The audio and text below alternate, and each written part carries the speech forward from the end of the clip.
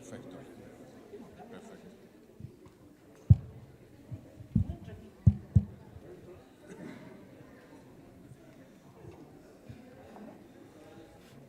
Si gustan, comenzamos, por favor. 5 minutos destinados para preguntas. Si alguien tiene algo que comentar o preguntar en este momento.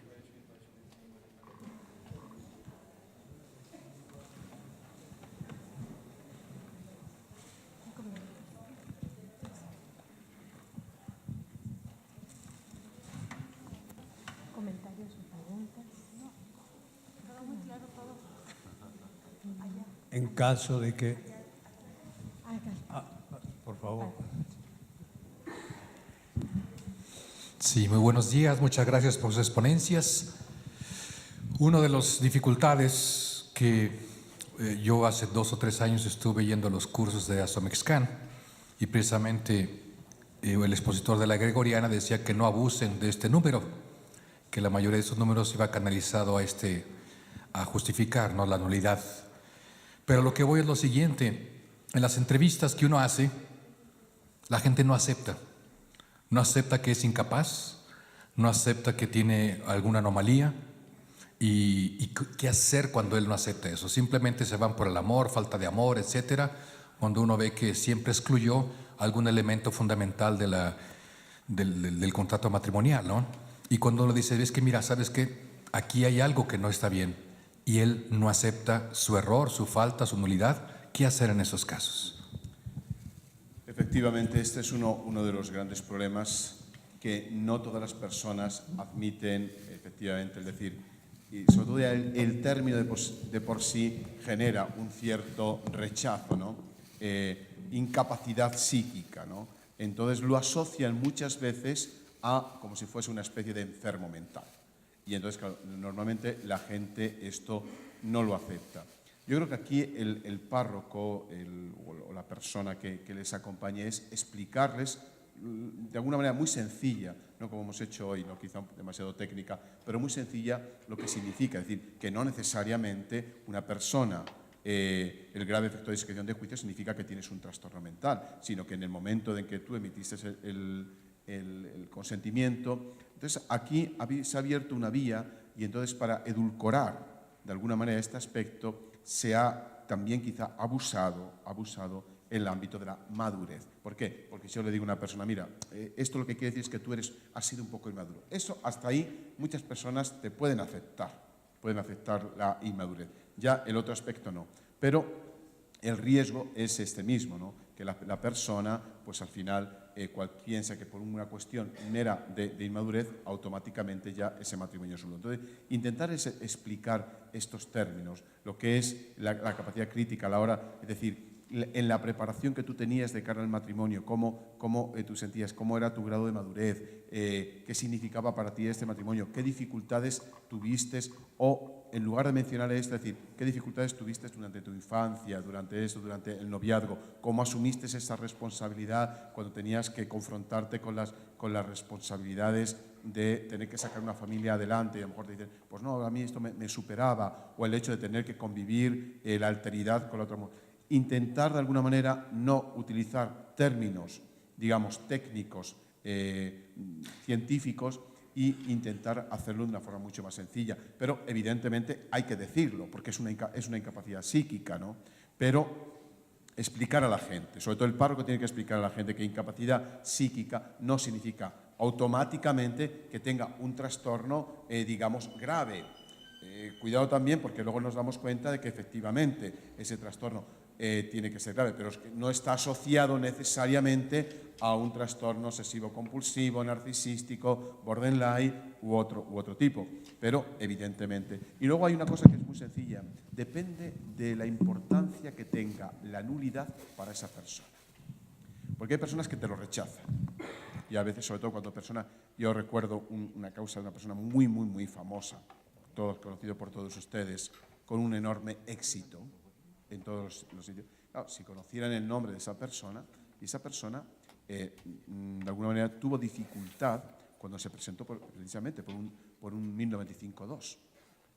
esta persona tan relevante en todos los aspectos, y se le explicó. Dije, mire, el hecho de que usted sea una persona muy relevante en estos aspectos y en otros muchos, no significa que desde el punto de vista afectivo o que desde el punto de vista emotivo uno tenga el mismo grado y se desarrolle en su personalidad ese mismo aspecto. Quizá su grado en ese momento, y lo aceptó. Y de hecho, más de acuerdo que hubo que hacer una recognicio de la pericia, llamar al perito sobre alguna, que nos explicara efectivamente, porque esta persona la capacidad crítica, una capacidad crítica muy clara, muy evidente, autodeterminación no tenía ningún problema, pero aquí sí había un caso de la inmadurez psicoafectiva, fruto de una serie de circunstancias, lo que hemos dicho anteriormente, entonces lo puede aceptar más fácilmente, pero si la persona tiene en gran estima obtener la nulidad, al final aceptará decir, pues mira, si tú no has sido capaz de asumir la responsabilidad, pero intentar de alguna manera explicarlo en términos muy sencillos, porque si no algunas personas sí que van a tener cierta resistencia.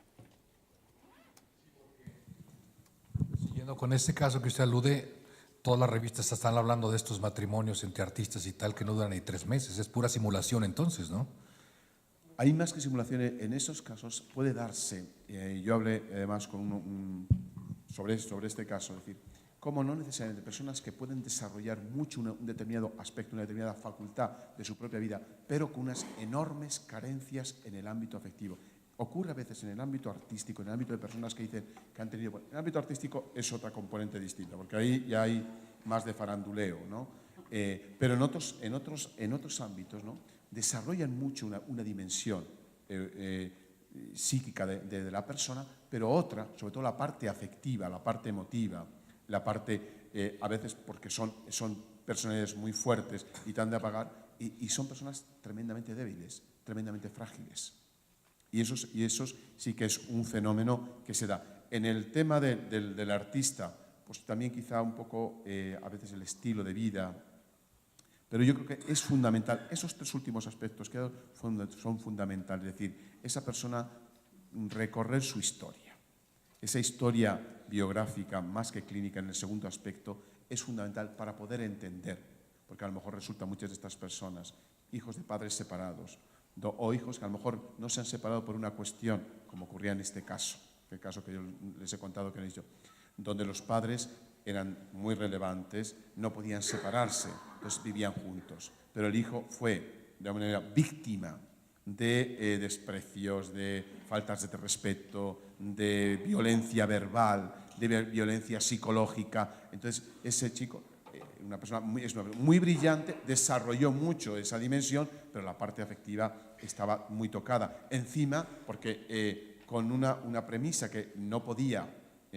le advertían muy claramente de que él no podía transmitir a los demás esa afectividad, tenía que ser una persona firme, una persona clara, una persona de grandes convicciones y, en definitiva, hacía un papel y por dentro una persona frágil, rascaba así. Entonces, eso se suele dar, pero no es tampoco automático, hay que ver, como hemos dicho antes, en todo el conjunto.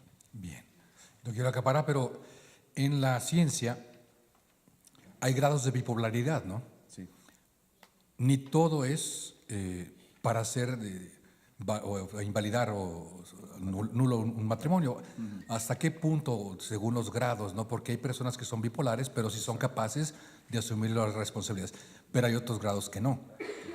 ¿Va a ser el perito quien va a valorar eso, o el juez, o qué? Ahí tiene que ser el perito. O sea, el perito valorará, efectivamente, porque dentro, cuando dice un trastorno bipolar, el trastorno bipolar a veces va, como dice usted, en distintos grados. A veces lo que más se suele producir son los ciclotímicos, ¿no? Es decir, que son como de una eterna adolescencia. Hoy me levanto y todo maravilloso, mañana todo oscuro, ¿no? Esos ciclotímicos, que es una vertiente, una especie del borde. Eso lo tiene que delimitar el perito necesariamente, el grado. El grado no solamente del trastorno, sino también la incidencia de la persona concreta, en el caso concreto. Por eso ayer cuando les decía, no existen enfermedades, existen enfermos. ¿Por qué? Porque eso mismo, en determinadas personas que tienen más recursos, logran de alguna manera superarlo. y poder llevar una vida normal y poder asumir. En otros casos, no. Una persona que con menos recursos desde el punto de vista psíquico-afectivo, eso le hunde más. Pero eso tiene que ser el perito. Entonces, el juez luego lo que tendrá que valorar, es decir, si el caso, digamos, determinado por el perito, aplicado al caso concreto, evidentemente tiene que valorar esa pericia. Pero técnicamente es el perito el que tiene que decir, estamos ante un trastorno bipolar grave, reversible, no reversible, normalmente no es fácil que ellos se determinen, concretamente en este tipo de trastorno, porque es muy difícil de limitar, porque depende mucho de la persona, depende mucho de las circunstancias, del contexto, a veces incluso del contexto social en el que está la persona. Cambia el trastorno, la persona que tiene la bipolaridad. Tú le pones en un grupo social o en un ambiente social y, siendo el mismo trastorno, la incidencia es distinta.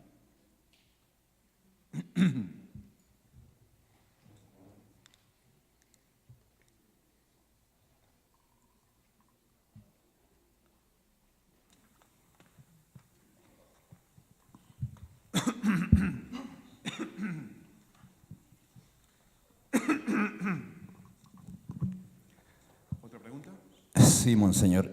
Considerando los criterios subjetivo clínico y su estrecha relación con el criterio objetivo normativo, está esta necesidad de reconstruir la vivencia del sujeto en el sentido concreto, es decir, las dificultades, las amistades, la vivencia de la persona, para entender cómo esas vivencias históricas influyen en el sujeto de hoy, que fueron más o menos las palabras que usted dijo hace un rato atrás. Entonces me hace mucha consonancia con el hecho de tener que fijar un veto en la sentencia. Quisiera saber si ¿Con el hecho de tener que establecer un veto en la sentencia, un veto para contraer nuevo matrimonio. Sí. Entonces quisiera saber si este mismo hecho de reconstruir la vivencia de la persona puede servir como herramienta para determinar el veto. Bien, vamos a ver. A nosotros, cuando tenemos que afrontar la cuestión de una posible nulidad, validez, nulidad o no del matrimonio, siempre nos tenemos que remitir al momento constitutivo del matrimonio, es decir, el momento en el que las partes emiten el consentimiento. Es lo que nos interesa, es decir, cómo esa persona estaba en ese momento.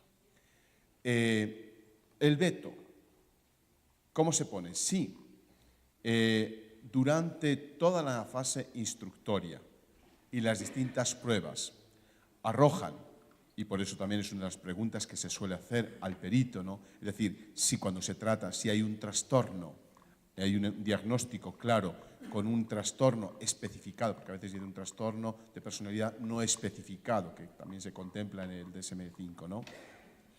Delimitado, es decir, se le pregunta el grado de reversibilidad y el grado de posibilidad de que esa persona pueda, en un momento determinado, asumir o no, de nuevo, o contraer un matrimonio. Es decir, cómo está en el momento en el que se emite la sentencia. Entonces, ¿por qué? Porque las actas pueden decir cómo estaba la persona en aquel momento, pero el perito sí que nos hace la valoración del momento concreto, sobre el estudio que se hace sobre la persona, un estudio directo sobre la persona. Entonces, en ese momento el perito nos da los elementos para decir ese trastorno o esa anomalía en este momento cómo está. Si es una anomalía que sigue vigente, una persona que todavía está en tratamiento, que no ha logrado superar, en ese caso se impone la necesidad del veto.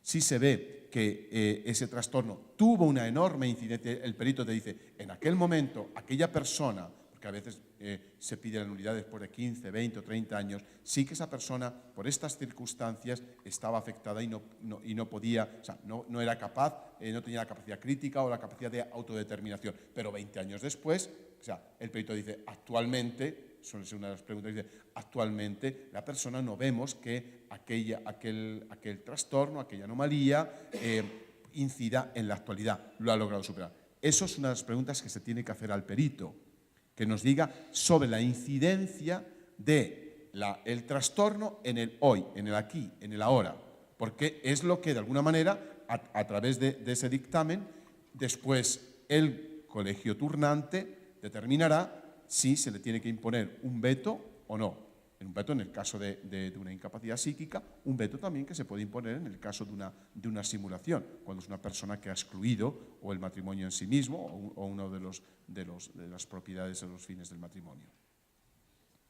Intentaremos mañana quizá alguna palabra acerca del veto. Del veto no hay que abusar excesivamente. Por eso digo, en el veto es importante, si es en una incapacidad psíquica, sí que remitirse sobre todo porque esto ya no es una cuestión jurídica, esto es una cuestión, digamos, técnica, es decir, al voto del perito.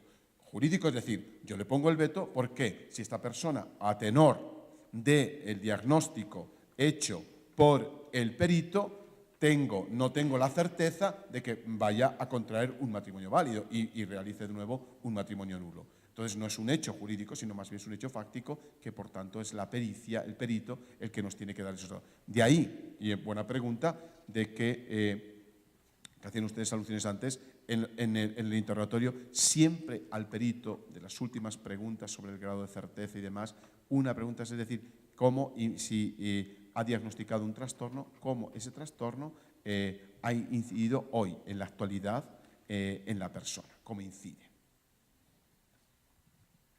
Ok. Pues vamos a hablar sobre la incidencia de la falta de fe en el consentimiento matrimonial.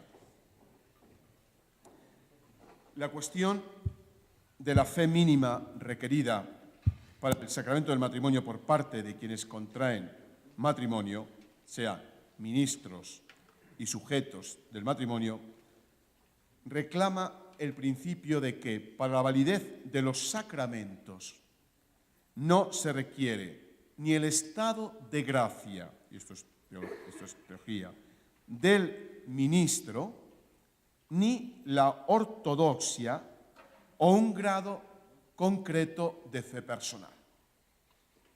¿Cómo podemos medir nosotros? Decía, recuerdo al cardenal Urbano Navarrete, fue profesor mío en la Gregoriana, decía, ¿dónde está la balanza con la que yo puedo medir? Es decir, tú tienes tantos gramos de fe, tú sí puedes contraer un matrimonio válido. Tú, en cambio, no puedes tener. Digamos, es una dificultad. ¿La razón dónde la encontramos? En la doctrina que afirma que el sacramento confiere la gracia ex opere operato, no ex opere operantis, ¿no? Por tanto, únicamente se requiere que el ministro pretenda hacer aquello que hace la Iglesia. Creo que este principio es fundamental a la hora de poder entender la incidencia de la falta de fe en el consentimiento. Si nos vamos al magisterio de la Iglesia, el magisterio de la Iglesia enumera 3 requisitos fundamentales. Primero, el ministro de los sacramentos debe ser idóneo. Segundo, para la celebración válida de los sacramentos se requiere que al menos tenga la intención de hacer aquello que hace la Iglesia. Tercero, la validez del rito sacramental es por sí misma independiente de la fe y de la santidad de los ministros, aunque también somos conscientes de que incide sobre qué, no sobre la validez, sino sobre el fruto que ese sacramento produce en esa persona. A este respecto, ¿cuál ha sido la posición del Santo Oficio, entonces, Congregación para la Doctrina de la Iglesia y la praxis de la Curia Romana? Ellos hablaban del matrimonio tanto de quienes han abandonado la práctica religiosa como el matrimonio de los masones. ¿Qué ocurría ante el matrimonio de aquellos que habían abandonado la fe o el matrimonio de los masones y que solicitaban un matrimonio? No se les prohibía, sea el Santo Oficio que la Curia Romana no se lo prohibía, simplemente se les invitaba a aplicar una norma prudencial. La Pontificia Comisión para la Interpretación del Código permitía incluso el matrimonio de aquellos que desconocían la doctrina cristiana. Hoy ciertamente, repito, hay que ver estos hechos a la luz de hoy, ¿no? Y lean el magisterio del Papa Francisco, que ha iluminado bastante sobre este aspecto. La praxis de la Iglesia es confirmada por el magisterio de la Iglesia y la jurisprudencia de la Rota Romana. Se afirmaba que el sacerdote podía incluso asistir a los matrimonios de los comunistas. Y estaba permitido, sobre todo porque hubo en una determinada época en la que, sobre todo en algunos países de la Unión Soviética o bajo este influjo, decía, sí, el sacerdote estaba obligado. Dos comunistas decían que querían contraer matrimonio, sí, a estos se les podía admitir o no. Y la Congregación para la Doctrina de la Fe dijo que se podía asistir a los matrimonios de los comunistas. Porque el matrimonio es un derecho natural. Esa es la base. Y de ahí la importancia. Hasta qué punto nosotros podemos, si la persona está bautizada, negar el sacramento del matrimonio. Es una de las cuestiones que también queda ahí. Y ojalá un día se pueda afrontar. Cuando, por ejemplo, los párrocos, durante el expediente matrimonial, descubren que las partes que se van a contraer matrimonio desconocen, rechazan y demás, ¿puede el párroco, si ve negarles contraer matrimonio? No puede. Solamente podría. Una cosa es que luego el párroco prudentemente remita el caso, si es un caso muy claro, al obispo. Solamente el párroco puede negar un matrimonio cuando tienes la constancia, te consta, de que si tú celebras ese matrimonio por una falta de constancia va a ser nulo. No es una previsión, no es una hipótesis, no es una probabilidad, sino certeza.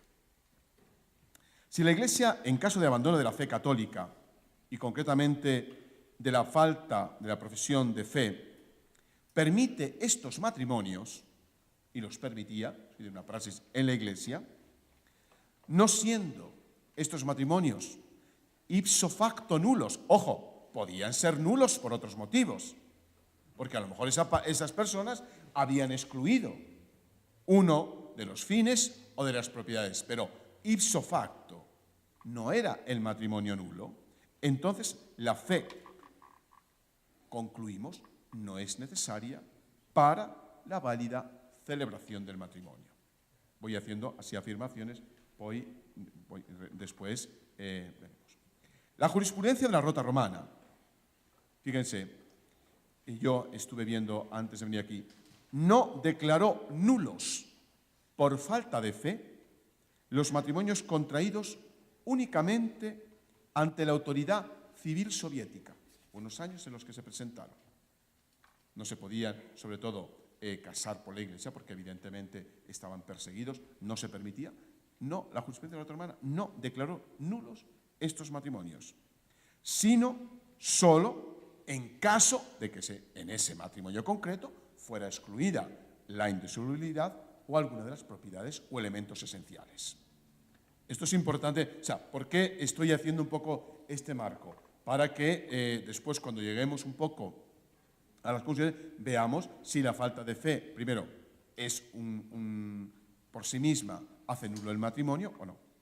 Conclusión. Podríamos decir esta conclusión, ya hemos terminado y así ya descansan ustedes. La falta de fe por sí misma no produce ipso facto la nulidad del matrimonio. Algunos han dicho, no, es que el Papa Francisco ahora está diciendo lo contrario. No. El Papa Francisco lo que ha dicho hoy, estamos en el 1918, está constatando un hecho. El hecho es la secularización, es el relativismo moral y que esto evidentemente incide en las personas que van a contraer matrimonio con una falta y una ausencia de fe, porque excluyen esa falta de fe no por sí misma, sino porque va unida a una simulación, a un error sustancial a un error que incide en una determinada cualidad de la persona, no la fe en sí misma. Por tanto, no produce isofactual unidad del matrimonio, ni ésta constituye un requisito para no admitir a los contrayentes al matrimonio. Ojo, porque nos han llegado algunas quejas de que en algunas diócesis y algunas parroquias, párrocos que se han negado a celebrar matrimonios de bautizados porque les preguntábamos, oye, yo no creo mucho en Dios y tal, en la iglesia, pero bueno, mi esposa es católica o mis padres son católicos o quieren, probablemente ese matrimonio sea nulo, probablemente realice un matrimonio nulo, pero no por falta de fe, sino porque la falta de fe le lleva a simular, a excluir una de las propiedades, no por la falta de fe en sí mismo. Y esto es importante distinguirlo, ¿no? No es, o sea, la falta de fe lo que hace es que le lleva a la persona a una exclusión y entonces puede realizar un matrimonio nulo. En cambio, se debe cuidar que la preparación de los futuros esposos, no solo para tener la certeza moral de que conservará la fe del cónyuge creyente y de la futura prole, sino, y eso es importante, las preguntas de ahí, los expedientes matrimoniales no pueden ser una cosa meramente formalística, burocrática, sino que se tiene que hacer ad hoc, ¿no? Realizarlos bien, sino fundamentalmente para saber si se está celebrando un matrimonio válido desde el punto de vista del derecho natural. Ojo, porque en definitiva, el matrimonio es el pacto natural que ha sido, la realidad natural, que ha sido elevada a la dignidad de sacramento. De ahí que atención también cuando se trata de las escuelas que dicen, no, vamos a separar contrato y sacramento. Eso es muy sencillo. Se separan las dos cosas. ¿Fruto de qué? Fruto de una mentalidad civilista, donde dice nosotros somos competentes de cara al contrato, vosotros de cara al sacramento. Evidentemente, eso no es admisible. Por lo tanto, vivimos en un contexto de una sociedad secularizada que ha provocado ciertamente un importante crisis en la familia y crisis en el matrimonio. De ahí que también, como es un hecho muy relevante, que el Papa Francisco comienza precisamente prácticamente su pontificado, después de la exhortación Evangelii Gaudium, ¿no?, con dos sínodos, uno extraordinario y otro ordinario, algo epocal, ¿no?, sobre el matrimonio y la familia. Bien, vamos a hacer un recorrido así desde este punto de vista teórico para poder entenderlo. Sínodo de los Obispos de 1980, hay una preposición, la preposición número 12. Se resume en 5 puntos. Los voy a leer y así lo hago más rápido, porque esto no es tan técnico y así podemos ver más cosas. Si no veo que no, al final si me enredo, no llegaremos al final. Primero, el primer punto dice, hay que investigar de qué modo la fe se requiere para la validez de los matrimonios. Ya en el 1980 se planteaba. Segundo, en la proposición número 12. Segundo, parecen necesarios signos por parte de los contrayentes más fuertes para manifestar la fe personal, que permitan discernir entre quien ha abandonado formalmente la fe y simplemente quien pide el matrimonio inspirado por motivaciones religiosas, aunque no sean espurias. Tercer, el grado de madurez de la fe y la conciencia de los contrayentes de hacer aquello que hace la Iglesia se requieren para la validez del sacramento, pero parece que no están presentes allí donde los contrayentes no tengan, y esto es importante, una mínima, esa es la clave, intención de contraer tan bien como hace la Iglesia, aunque no entiendan. No se le tiene que decir, oiga, usted me puede definir cuáles son los sacramentos de la Iglesia, qué significa la sacramentalidad o la teología del sacramento del matrimonio. No, aunque no lo entienda, es un mínimo. Porque es fruto también de la fe bautismal. Ciertamente, hay que ponderar estos elementos. De ahí la dificultad. Cuarto punto. Hay que examinar con profundidad si la afirmación de que un matrimonio válido entre bautizados es siempre sacramento se aplica, y lo podemos aplicar también a aquellas personas que han perdido la fe. La proposición número 12 decía estudiar. No saquen conclusiones de esto. O sea, lo que hace la proposición es plantear las cuestiones. Último, la nueva legislación canónica dice, ya en el 1980, es decir, antes de la promulgación del Código actual, dice, tenga presente lo dicho en la proposición respecto a la necesidad de la fe. Bien, 1980. Familiaris consorcio. La exhortación parece afirmar que los contrayentes, teniendo recta intención de celebrar el matrimonio, ¿qué matrimonio? En el orden de la creación, porque el matrimonio es una realidad natural.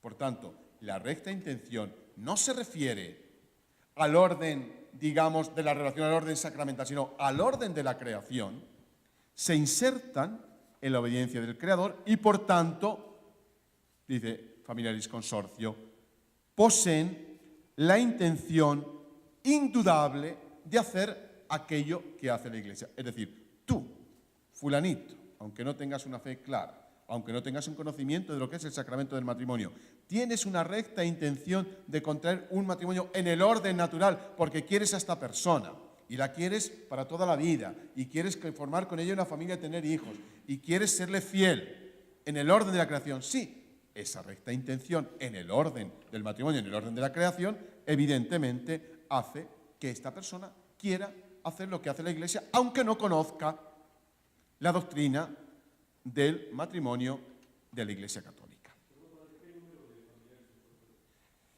68. Alocuciones de Juan Pablo II a la Rota Romana. Lo estoy haciendo así un poco flash, muy rápido. He hecho una síntesis. Primera afirmación. El matrimonio es el único de los 7 sacramentos que no se refiere a una actividad específicamente, estoy citando ahora textualmente, orientada a la consecución de los fines directamente sobrenaturales. ¿Se ha quedado claro, no? Es el único de los sacramentos que no se refiere, a una actividad específicamente orientada a la consecución de otros fines directamente sobrenaturales, como sí que lo tienen el resto de los otros sacramentos.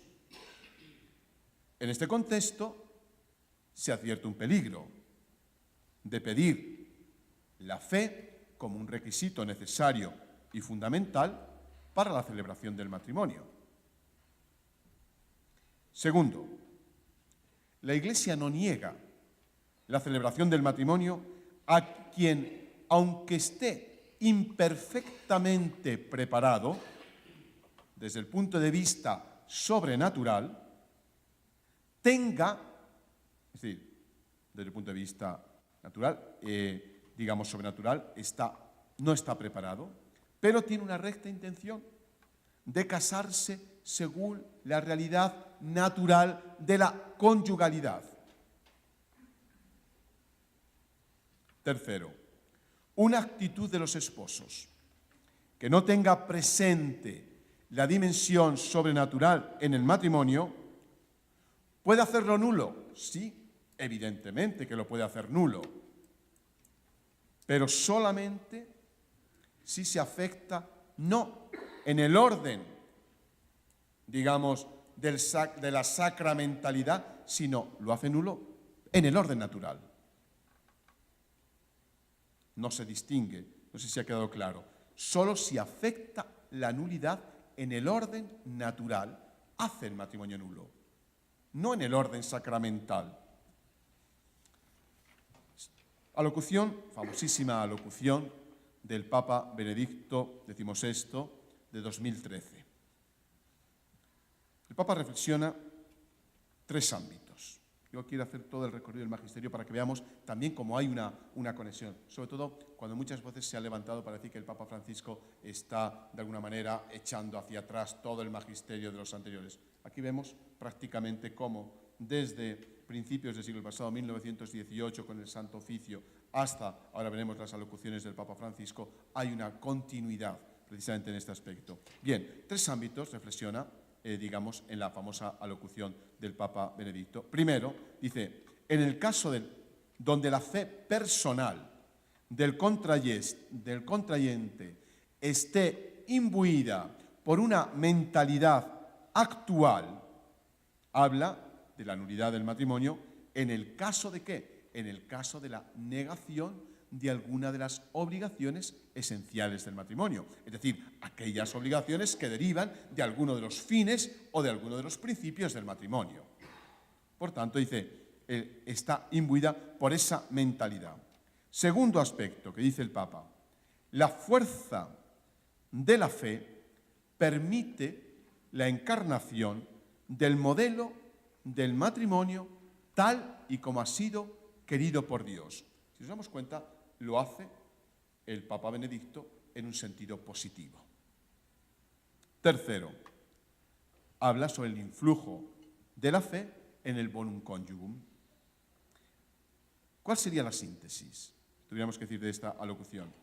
La fe puede desarrollar ciertamente un rol y un papel determinante para el contrayente en no dejarse de alguna manera imbuir por esa mentalidad común, lo que Papa Francisco llama de esta mentalidad común el espíritu del mundo, ¿no? Es una expresión que usa con mucha frecuencia el Papa, decir, no os dejéis llevar por el espíritu del mundo, es decir, esta mentalidad común, y por el contrario, como el Papa dice, esta mundanidad, mentalidad común, puede ayudar a los cónyuges a vivir el matrimonio según Dios, según el plan de salvación. Alocución del Papa Francisco. El Papa Francisco habla de la falta de fe con efectos. Es decir, la falta de fe tiene efectos sobre la validez o no del matrimonio. ¿Cuándo? Cuando el contrayente está imbuido por esa mentalidad mundana. Pero no termina aquí. Es decir, esa mentalidad humana, por la que está imbuido muchas veces también gran parte de estas familias, le hace caer en el error determinante, es decir, en un error, es decir, piensa que está contrayendo un matrimonio que no es sacramento, que no es una realidad sacramental. Entonces, es la mentalidad mundana la que les lleva al error determinans. Por tanto, ¿es la falta de fe la que provoca la nulidad del matrimonio? No. Es el error determinante, pero que el error determinante viene producido como consecuencia de una falta de fe. Ese es el planteamiento, pienso, que hay que seguir. Bien, considerar, por tanto, en esa mentalidad humana, el Papa Francisco dice, hay que considerar el contexto sociocultural donde el matrimonio se decide y se celebra, evidentemente. No es lo mismo que un matrimonio en el contexto social y cultural México. México es el segundo país más católico del mundo, después de Polonia, que si nos vamos a un país, a Holanda. El contexto sociocultural, añadiría yo, religioso, es distinto.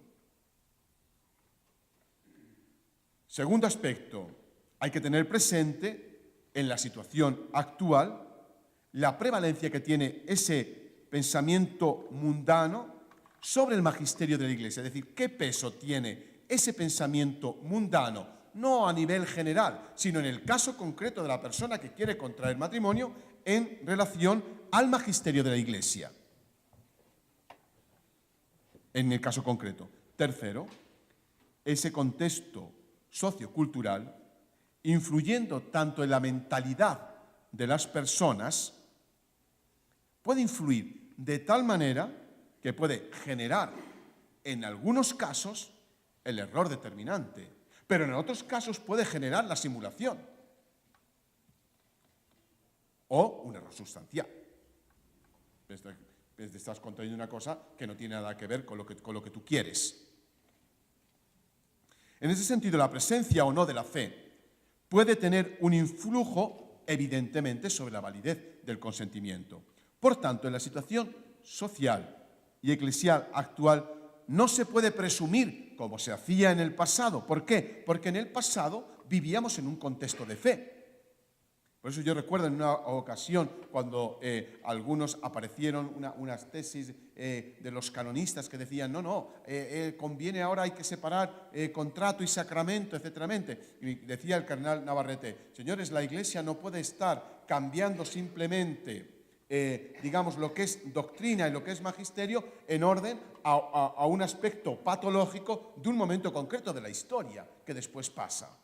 Hoy en día no se vive en ese contexto de fe, anteriormente se vivía en un contexto de fe. Por eso, efectivamente, que esa mundanidad tiene un mayor peso específico en el contexto social, cultural y religioso en el que vivimos el hombre del tercer milenio. Evidentemente sí, y por tanto puede tener y tiene un influjo. Ahora, por tanto, esta situación social y eclesial no se puede presumir como en el pasado, que cualquier contrayente, es decir, en el pasado cualquier contrayente llegaba a la Iglesia y podíamos decir, sic ex impliciter, esa persona quiere un matrimonio como lo quiere la Iglesia, como hace la Iglesia, y no porque tuviese una mejor formación de la que tiene quizá ahora, porque quizá era una formación mucho más sencilla, mucho de una fe que se transmitía a través de los padres, pero no con grandes conocimientos. Bien, vamos ahora a hacer una referencia a la falta de fe. ¿Cuánto tiempo? 20. Bien. La falta de fe y el artículo y el proceso brevior. Porque me parece que esto es importante para que no se abuse de las cosas. Fíjese, en el artículo 14 de las reglas de procedimiento se afirma que la falta de fe que genera la simulación o el error de terminas, por lo que se afirma que la simple falta de fe no produce ipso facto la nulidad del matrimonio. Si nos damos cuenta, lo mismo que se estaba diciendo desde el principio de la doctrina de la Iglesia. Por eso he querido hacer este recorrido, ¿no? Histórico para poder entender la normativa ahora actual. Dos consideraciones yo haría. Primero, el artículo 14 de las reglas de procedimiento es conforme al magisterio, para aquellos que pretenden dividir. De Juan Pablo II, lo hemos visto.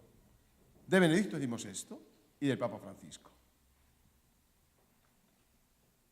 Para aquellos que se han rasgado las vestiduras con el famoso artículo 14, ¿no?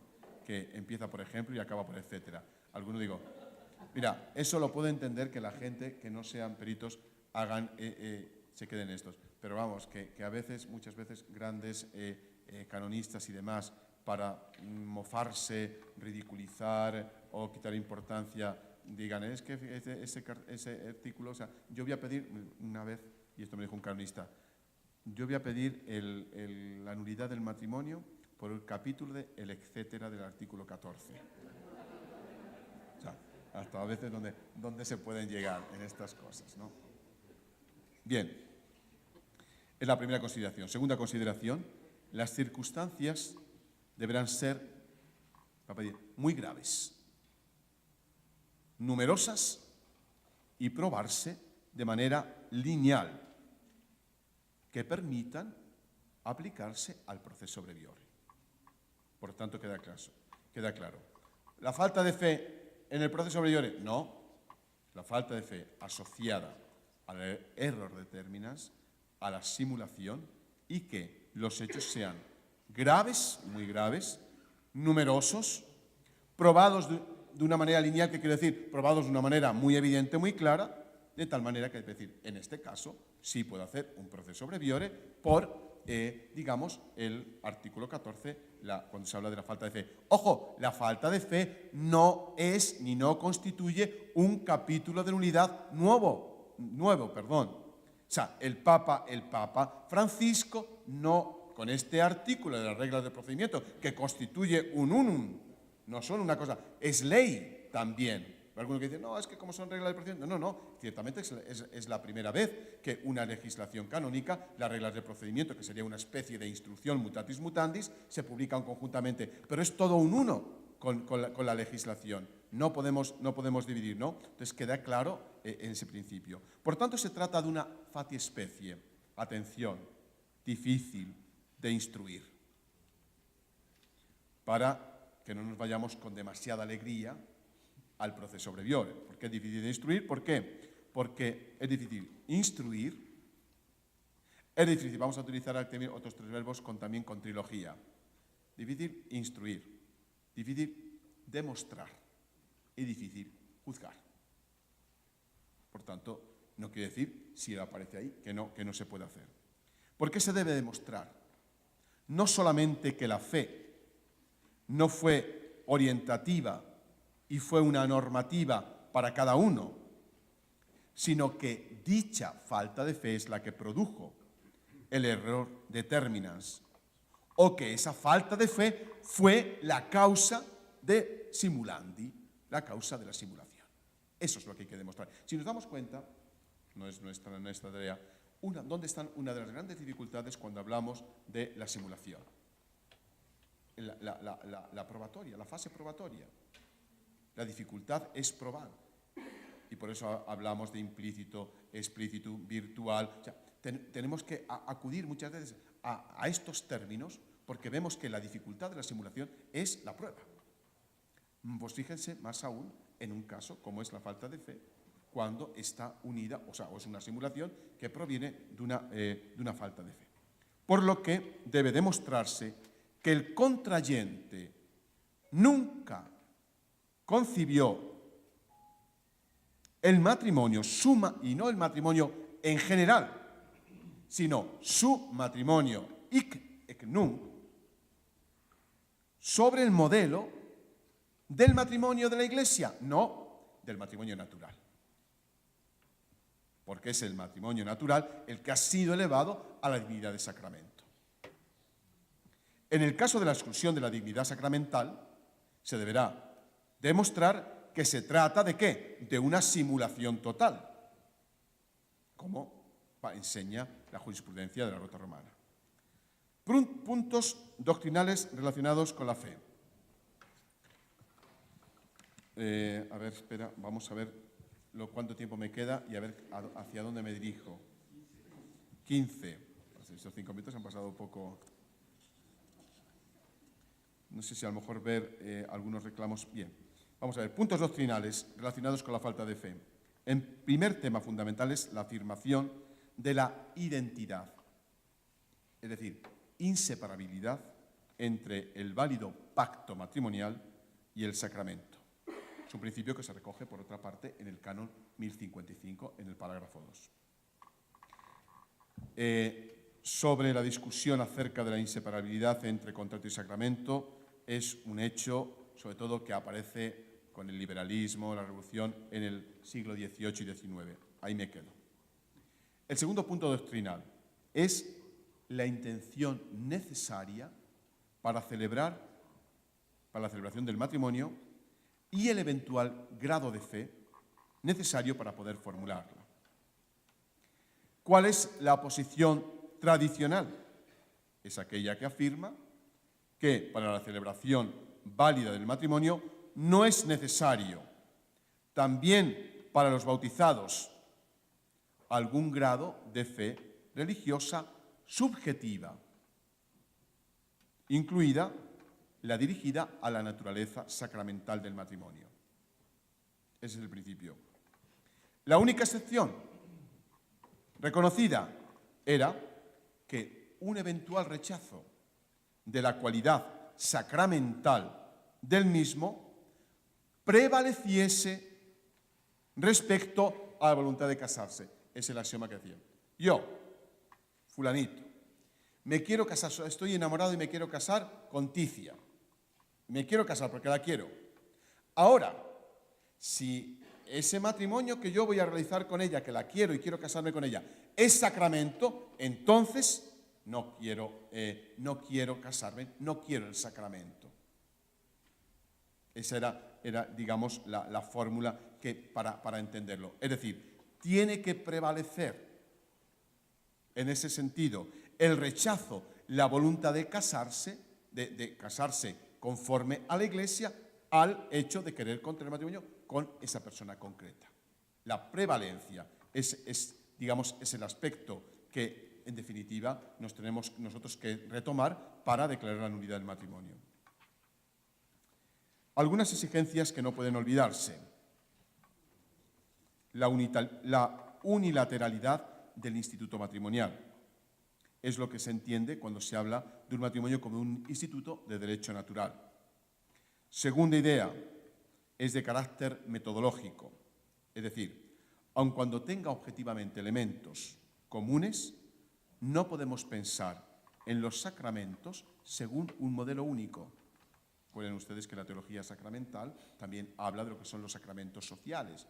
Y eso, bien, es algo específico. Tercera idea es la de buscar dar una calificación precisa a la dignidad sacramental del matrimonio, comprendido en su unitariedad y su especialidad respecto a los otros sacramentos, porque evidentemente el sacramento del matrimonio, no me voy a entretener, evidentemente tiene su especificidad en relación a los otros sacramentos. Esto ya lo hemos estudiado. Bien. Cuarto, debe intuirse una sustancial coincidencia entre la recta intención matrimonial, al menos implícita, y la intención hacia el sacramento. Yo tengo intención de contraer matrimonio, implícitamente con esta persona, pero no tengo intención hacia el sacramento. Y si es sacramento, entonces no quiero. Ahí ya se ha hecho una exclusión. Solo donde una hipotética voluntad contraria al sacramento comprometa la estructura esencial del matrimonio, es decir, la intención del sujeto hacia ella, ésta podrá tener una relevancia como un defecto de consentimiento. Aquí hago después, es interesante, después lo tendrán ustedes para que lo lean, la distinción tradicional entre el fides quae creditur, ¿no?, y el fides qui qua creditur. Hay una diferencia que es teología, pero nos ayuda a entender estos aspectos. Algunos aspectos sobre la praxis procesal.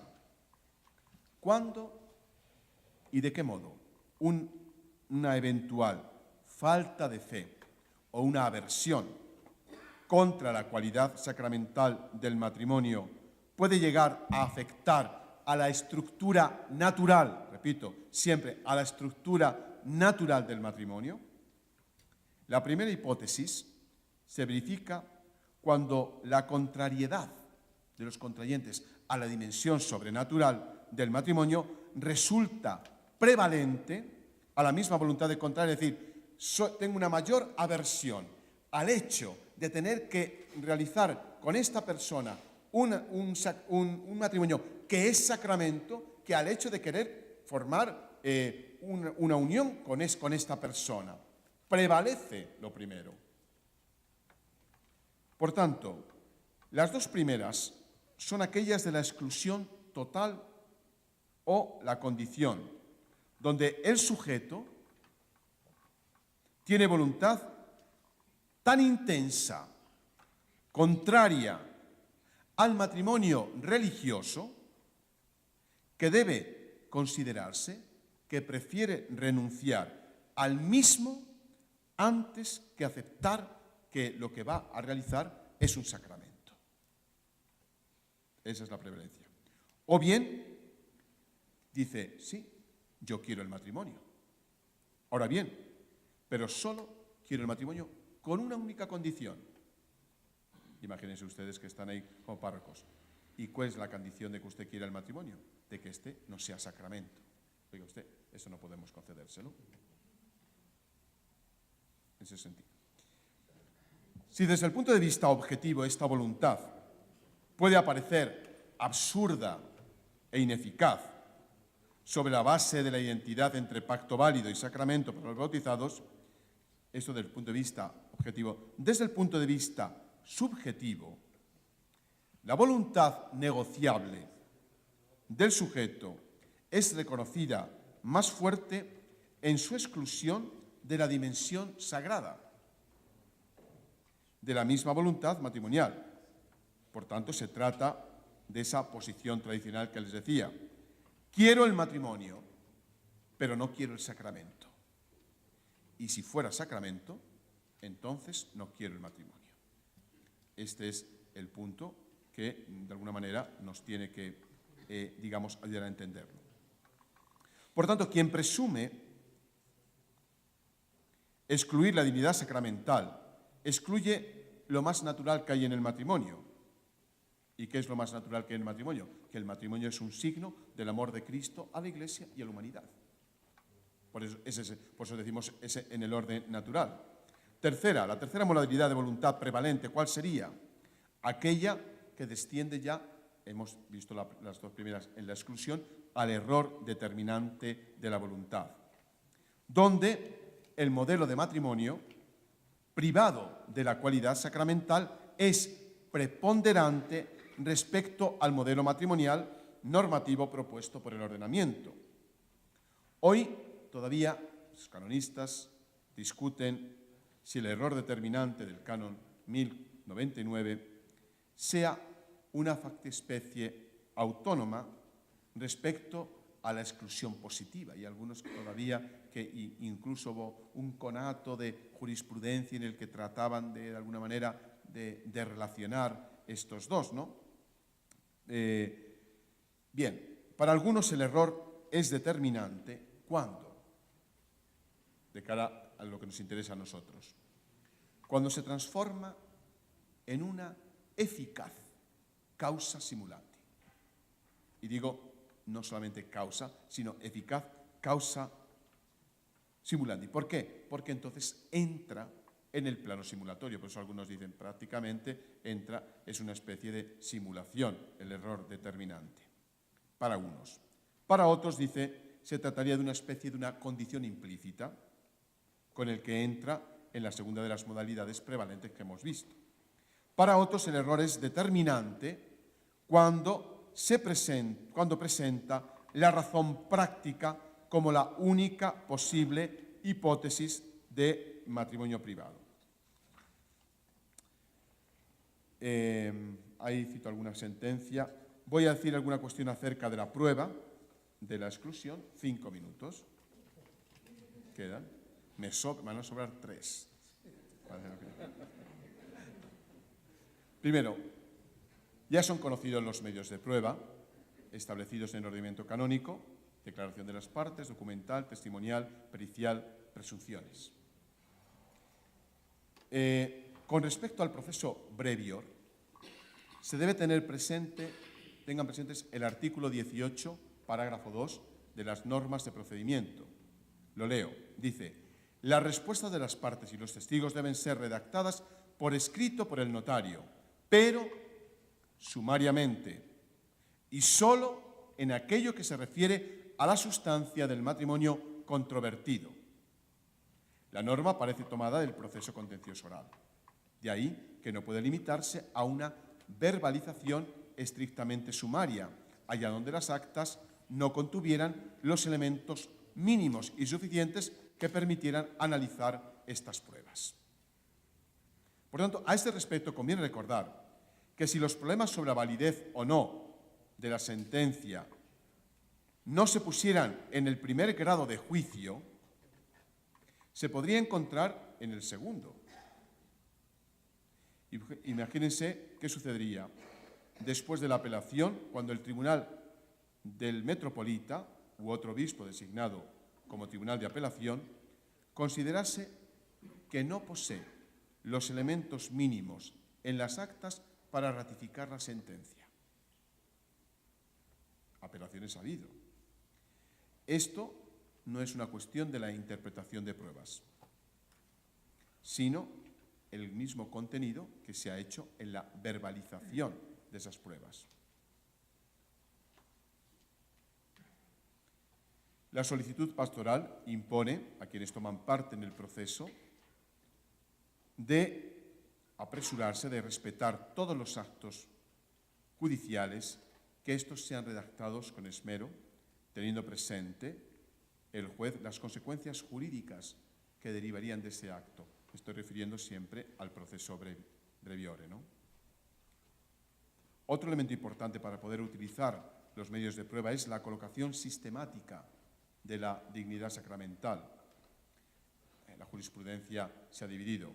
¿Es un elemento esencial o corresponde al matrimonio mismo?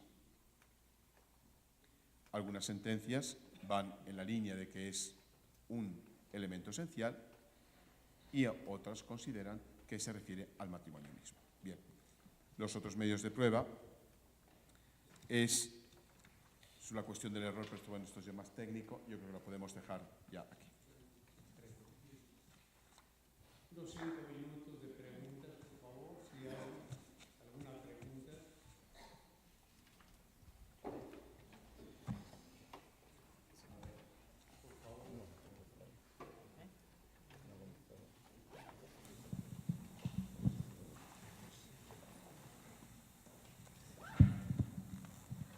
Hay un artículo en la revista española de Derecho Canónico me parece que Aznar Gil, sobre este tema de la falta de fe, y ahí cita, o sea, si afirma esto que vimos aquí, aparece como citando al Papa Benedicto XVI, que hay que, o sea, a pesar de toda esta doctrina, la cuestión hay que seguirla profundizando, ¿no? ¿Qué tanto la incidencia de la fe puede afectar al matrimonio, ¿no? Hacia manera de comentario, ¿no?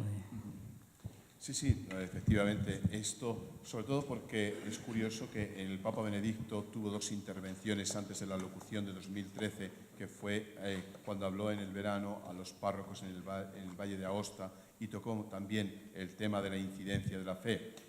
Ahí el Papa parece que quizá fue demasiado paso adelante, y luego viene ya la locución de 2003, donde el Papa redimensiona un poco el tema. Sí, es una de las cuestiones que el Papa, no solamente esto, diría, la Congregación para la Doctrina de la Fe hace unos años nos pidió por escrito, no sé a quién pidió, a unos llegó, que precisamente emitiéramos un voto o un parecer sobre este aspecto: fe, intención, sacramento, ¿no? Porque es una cuestión que está evidentemente abierta. Pero yo creo que donde hay unanimidad hasta ahora, por lo tanto, que se tiene que profundizar sobre la cuestión de la fe, es, para mí, el principio, y yo sí lo sostengo, es claro, ¿no? Es decir, la fe por sí misma no puede constituir. ¿Por qué? Porque entonces ya tendríamos que meter en discusión la teología sacramentaria, el ex opere operato. Y eso es una cuestión. Es decir, si la gracia se produce tal cual y no se requiere una gracia inicial para que el niño que se le bautiza reciba toda la gracia, en los otros sacramentos se tiene que pedir una gracia especial, o sea, un grado especial de fe para recibir válidamente el sacramento. Por eso, decía, la falta de fe incide y mucho, pero siempre está unida a un elemento.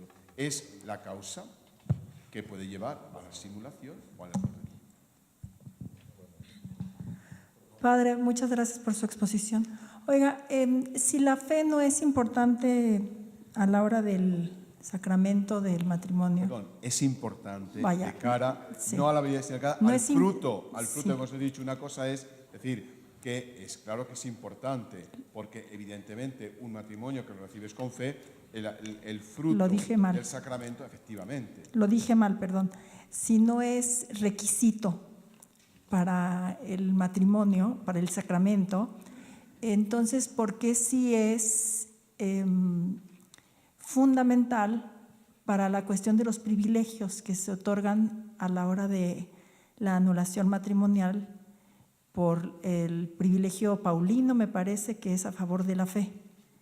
¿Cómo se explica Bueno, ahí no le falta de fe, ahí simplemente lo que se concede, primero estamos en dos ámbitos, ¿no?, distintos. Uno es un procedimiento administrativo y por tanto es una gracia que el Papa concede y que concede en razón de la parte católica, en la parte de la que quiere contraer matrimonio. Entonces es una gracia que concede en ese sentido, como en el caso también del matrimonio, los dos casos que hay, matrimonio rato y no consumado y el privilegio paulino. Se hace en razón de la parte católica que quiere contraer matrimonio precisamente para mantener y vivir su fe conforme a la Iglesia. Es una gracia, es distinto. No es en el sentido, no es fruto de una naturaleza, una elucubración, no se requiere una fe. Es una concesión graciosa que el Papa concede en razón de la persona católica que desea contraer un matrimonio católico.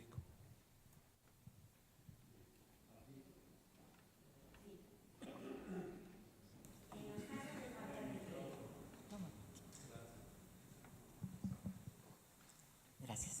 En los casos de falta de fe, usted menciona el error determinante y menciona también la exclusión como causales de nulidad.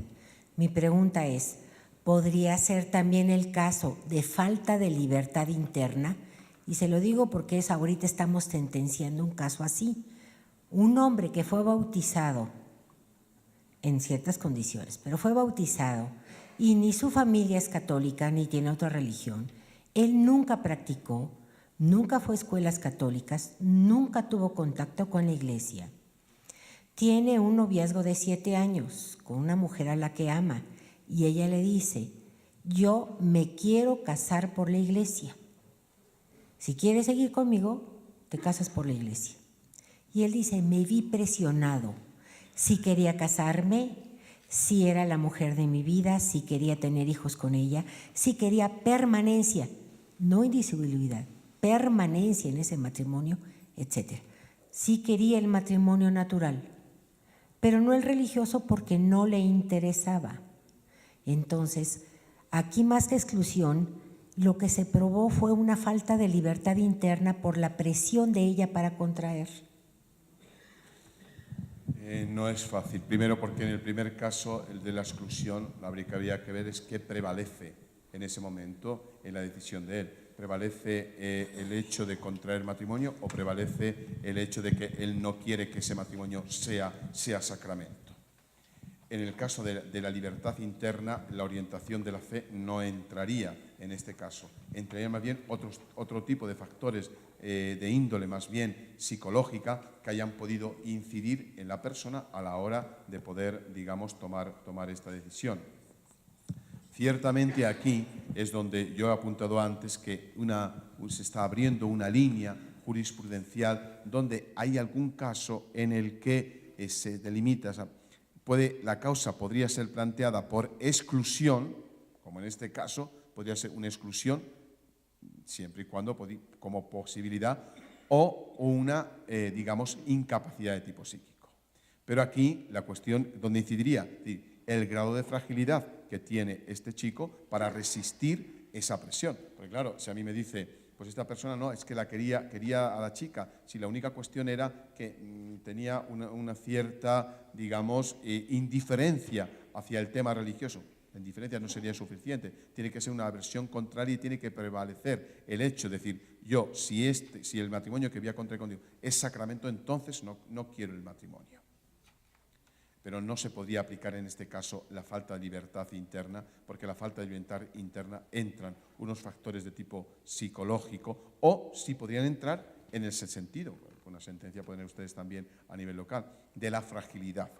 Pero la fragilidad, es decir, ¿qué grado de fragilidad psicológica en ese momento? Y la fragilidad, evidentemente, la falta de fe incide y puede incidir en la fragilidad de esa persona a la hora de tomar la decisión o de excluir o no excluir. Pero no entraría la falta de fe que tenga una relación directa absolutamente con la libertad interna. Son factores totalmente, digamos, distintos, caminan por distintos lugares. Otra cosa es que en la persona, en la fragilidad, puede en un momento determinado, sí, unir estos dos aspectos.